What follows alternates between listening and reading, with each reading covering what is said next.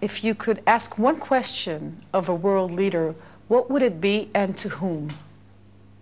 Well, I'm getting a double whammy because I was asked this in Hebrew, so I answered one answer for a Hebrew question, okay? Even though for Hebrew audience, Israeli audience. No, well, for an Israeli audience, but even though the person I asked the question in Hebrew wouldn't know Hebrew at the time. But if you ask me for an English speaker, I would ask the question to Winston Churchill, the Prime Minister of Britain in World War II. And the question I would ask Churchill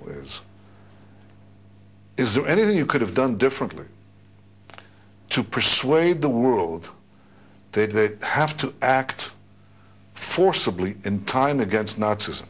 Because Churchill, even though he was a great leader, he failed to persuade the great powers of the day to act in time against Nazism. And I'd like to ask him that. And maybe his answer would be, no, there's nothing you can do, because ultimately there's what he called the slumber of democracies.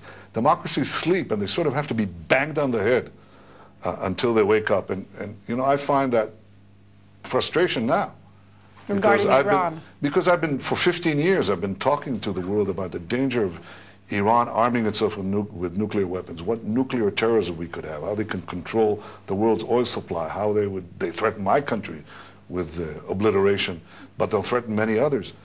And you try and you try and you try, and there's some progress. I don't want to say that there isn't, but not the kind of mobilization that is required against something so great. So I want to ask Churchill, maybe he could give me, maybe I can glean from him some idea how to do it better this time. And I have to say that I regret the fact that he's not going to answer me.